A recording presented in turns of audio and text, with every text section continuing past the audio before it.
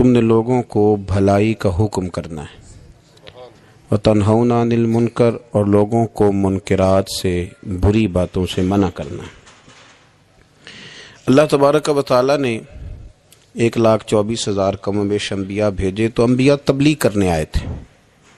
مقصود تبلیغ ہے، مقصود دعوت دینا ہے، مقصود پیغام دینا ہے۔ کھل کے انہوں نے پیغام دیا، بلکہ سورہ یاسین میں انبیاء کرام علیہ السلام کا وہ قول موجود ہے کہ جب وہ کہتے تھے کہ وَمَا عَلَيْنَا إِلَّا الْبَلَاغُ الْمُبِينُ، کہ بھی ہمارے ذمے تو کھول کر بیان کرنا ہے۔ وہ دعوت دیتے رہے۔ نبی کریم سید عالم صلی اللہ علیہ وسلم پر اللہ کریم نے سلسلہ نبوت کو بند فرمایا۔ اب یہ ذمہ لگ گیا امت کے علماء نے، اولیاء نے، صوفیاء نے ہر زمانے میں دعوت دین دی۔ ایک ہی مقصد ہے، صرف دعوت دین دینا، فقط ایک مقصد، اس کے علاوہ کوئی دوسرا نہ مقصود ہے نہ اس کی کوئی ضرورت ہے۔ دعوت دین صوفی اپنی تکمیل کرتا ہے، اللہ سیکھتا ہے، وہ مختلف طریقے ہیں، نقشبندیہ ہے، چشتیہ ہے، سہروردیہ ہے، نوشائیہ ہے، قادریہ ہے، اپنے اپنے طریقوں کے مطابق صوفیہ ان کی تکمیل کرتے ہیں۔ پھر جب وہ مکمل ہو جاتا ہے، مکمل ہونے سے مراد یہ کہ اس کے جو رذائل ہوتے ہیں وہ دور ہو جاتے ہیں، فضائل شروع ہو جاتے ہیں، جھوٹ نکل جاتا ہے، بدی نکل جاتی ہے، بد نگاہی نکل جاتی ہے، حرام کھانا اسے تکلیف دیتا ہے، وہ نبی کریم علیہ الصلوۃ والسلام کے طریقہ مبارکہ کو پسند کرنے لگتا ہے۔ اب اس کے ذمے لگا دیا جاتا ہے، جس کا نام خلافت بھی ہے، دعوت و ارشاد بھی ہے۔ اب وہ آگے نکلتا ہے، دین کا پیغام دیتا ہے۔ باقی پھر آپ کو پتہ ہے کہ رش جب میلہ بہت بڑا ہو جائے تو اس میں کون کون کہاں سے آ کے کس کس روپ میں شامل ہو گیا پتہ کوئی نہیں چلتا۔ اب مسلمان ہیں 1.25 ارب کے قریب، تو کسی طرح کوئی جہالت کرنے لگ گیا، کوئی نئی رسم لے آیا، کوئی غلط طریقہ اختیار کر گیا، تو راشی بہت زیادہ ہے، تو کیا پتہ چلے گا کہ کسی نے کیا بنا لیا۔ باقی تصوف کا، طریقت کا، معرفت کا ایک ہی طریقہ تھا کہ لوگ گمراہ ہوتے تھے۔ اور حضور غوث پاک رضی اللہ تعالیٰ عنہ کی آپ کتابیں پڑھیں نا، تو آپ نے رافضیوں کے خلاف بھی لکھا ہے۔ اب تو کچھ بیچارے ایسے بھی صوفی ہیں نا جو کہتے ہیں کسی کو برا نہیں کہنا چاہیے، بلکہ ایک صوفی صاحب سے میری ملاقات ہوگی تو کہنے لگے کافر کو بھی کافر نہیں کہنا چاہیے، تو میں کہوں مسلمان کہہ لیے، پھر کافر کو کیا کہنا ہے جی؟ کافر کو بھی انہوں کی آکھیے، پھر آپ بتا دیں، قل یا ایھا الکافرون۔ اللہ فرماتے ہیں کہ محبوب آپ کہہ دیں او کافرو۔ تو جب قرآن کہتا ہے کہ کافر کو کافر کہو، تو کافر کو کافر ہی کہنا ہے، اسے مومن تو کہا نہیں جا سکتا، نہ وہ مومن ہے۔ میری بات کی سمجھ آ رہی ہے آپ حضرات؟ تو حضرت غوث پاک رضی اللہ تعالیٰ عنہ کی آپ کتابیں دیکھیں تو آپ نے باقاعدہ جو لوگ صحابہ کی بے ادبی کرتے تھے نا ان کے خلاف لکھا ہے۔ اس زمانے میں ایک فرقہ تھا جبریہ اور قدریہ، وہ تقدیر کو نہیں مانتے تھے، صرف تقدیر کے منکر تھے، باقی نماز بھی پڑھتے تھے، روزہ بھی رکھتے تھے، زکوٰۃ بھی دیتے تھے، حج بھی کرتے تھے۔ کس کو نہیں مانتے تھے؟ وہ جو تقدیر ہے نا کہ اللہ نے لکھ دیا ہے، رزق بھی نصیب بھی، اس کے منکر تھے۔ تو حضور غوث پاک نے باقاعدہ ان کے خلاف تحریریں لکھی، تقریریں فرمائی۔ حضرت عبداللہ ابن عمر رضی اللہ تعالیٰ عنہ سے کسی نے کہا کہ حضرت صاحب وہ فلانا بندہ ہے، ساری دین کی باتیں مانتا ہے، صرف تقدیر کو نہیں مانتا۔ تو آپ فرمانے لگے اگر بیمار ہو گیا تو پتہ لینے نہیں جاؤں گا، مر گیا تو جنازہ پڑھنے نہیں جاؤں گا، اس لیے کہ دین کے ہر جز پر ایمان لانا دین ہے، کسی ایک کا بھی انکار ممکن ہے۔ تو یہ ہے کہ ہمارے بزرگان دین نے نا فتنے روز پیدا ہوتے تھے، انہوں نے اس کے خلاف جہاد کیا، کوشش کری، محنت کی۔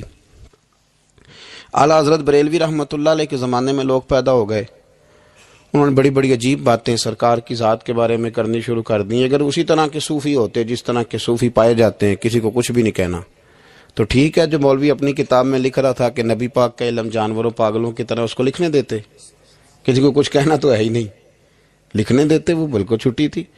تو اعلیٰ حضرت نے جہاد کیا، ان کے خلاف لکھا۔ جب کسی نے کہا کہ حضور کے بعد بھی نبی آئے تو فرق نہیں پڑتا، تو اعلیٰ حضرت فرمانے لگے آئے کیوں، ہمیں ضرورت کیا ہے، یہ لفظ آپ نے کیسا بولا، کیسے آئے؟ ہمارے بزرگوں نے اس دور کے تقاضوں کے مطابق جہاد کیا۔ ایک سنگی مجھے ایک دن پوچھنے لگے، پیار سے لوگ کئی سوال پوچھتے ہیں، سارے بندے تنقید کے طور پہ نہیں پوچھتے. انہوں نے کہا جی یہ صوفی کا کیا کام ہے کہ فوٹو کھچائے؟ صوفی کا کیا کام ہے اس کی ویڈیو بنے؟ وہ تو طریقت تصوف والا آدمی ہے. تو میں نے کہا میرے بھائی آپ بات کو سمجھیں. صحابہ کرام نے کوئی کتاب نہیں لکھی تھی، اس لیے کہ قرآن کافی تھا اور حدیث، کیونکہ ان کے زمانے میں نہ جبری آئے، نہ قدری آئے، نہ رافضی آئے، نہ ناسبی آئے، نہ خارجی آئے. آپ کو پتہ ہے حضرت علی کے زمانے میں ایک گروہ اٹھا تھا، پورا گروہ مولا علی کے زمانے میں خارجیوں کا. بہترین کلمہ پڑھتے تھے، تگڑی نمازیں پڑھتے تھے، پر ہزاروں بندے حضرت علی نے قتل کروائے تھے. رش زیادہ ہوتا ہے تو غلط لوگ بھی شامل ہو جاتے ہیں. مجھے بتائیں کہ آپ بیج نہیں ڈالتے تو پھر بھی فصل کے ساتھ جڑی بوٹی اگ آتی ہے کہ نہیں؟ تو موج کرنے دے، اس کو بھی آ گئی ہے تو کاٹتے کیوں ہو؟ وہ اس لیے کاٹی جاتی ہے کہ اصل فصل کا وہ پھر نقصان کرتی. تو حضرت علی نے وہ قتل کرائے، لوگ وہ کرانے پڑے، ورنہ وہ خرابی کر رہے تھے. اب صحابہ نے کوئی کتاب نہیں لکھی، لیکن بعد میں جب حالات خراب ہوئے، جبری آئے، قدری آئے، ناسبی آئے، خارجی آئے، تو غوث پاک نے بھی کتابیں لکھی، محدث ابن الجوزی نے بھی کتابیں لکھی، شیخ شہاب الدین سہروردی کی عوارف المعارف آپ دیکھیں. تصوف والوں نے، طریقت والوں نے کتابیں لکھی، ان لوگوں کا رد لکھا. آج ہمارا زمانہ جب آیا ہے نا، تو اس زمانے کے اندر لبرل لوگ بیٹھ گئے ہیں ٹی وی پہ. لبرلزم کا دور ہے یہ، دور اصل میں لبرلزم کا دور ہے. اس میں یہ جو آپ کو تھوڑا بہت محسوس ہوتا ہے نا کہ بعض جگہ علماء کے آپس میں اختلافات ہو رہے ہیں، تو یہ ویسے سب کے ہی ہوتے ہیں، دکانداروں کے بھی ہوتے ہیں، دنیا داروں کے بھی.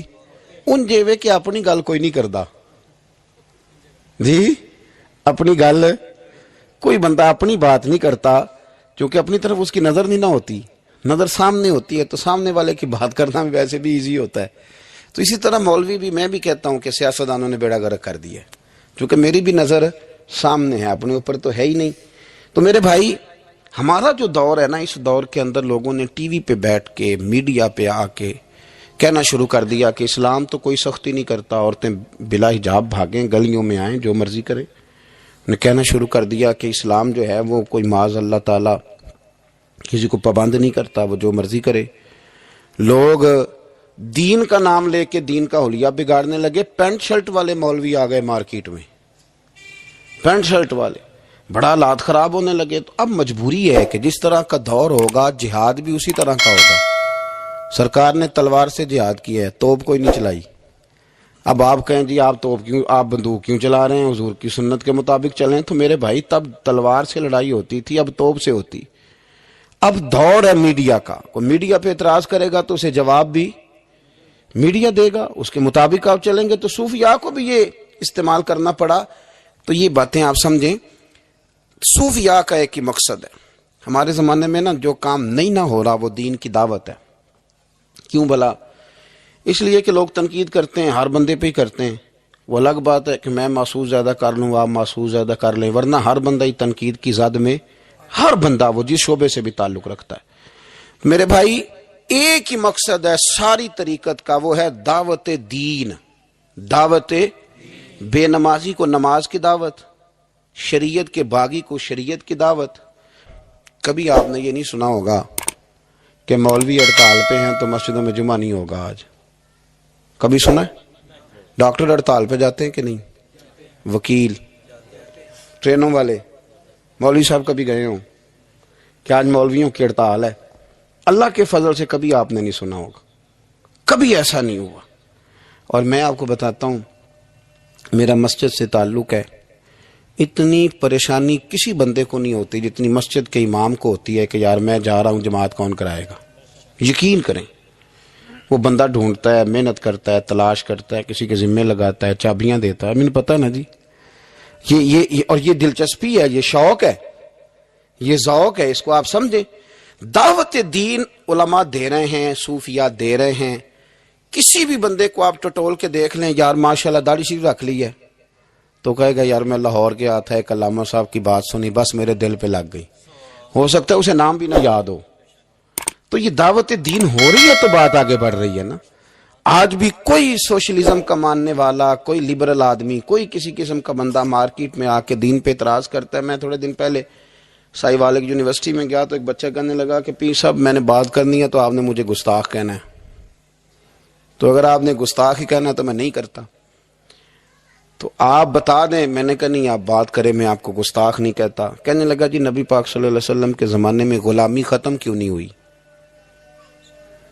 چاہیے تھا حضور کہتے آج کے بعد کوئی غلام نہیں، ختم کر دیتے، ختم کیوں نہیں ہوئی؟ بکتے رہے غلام، بلکہ حضرت علی کے زمانے تک غلام بکتے رہے۔ تو آپ کے پاس کیا جواب ہے؟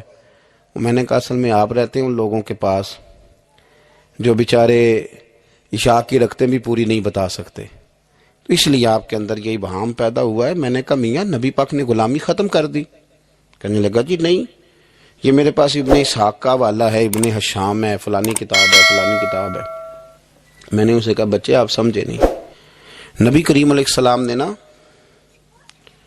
غلامی کو اتنی عزت دے دی تھی کہ غلامی غلامی رہ ہی نہیں گئی تھی، غلامی غلامی رہی نہیں۔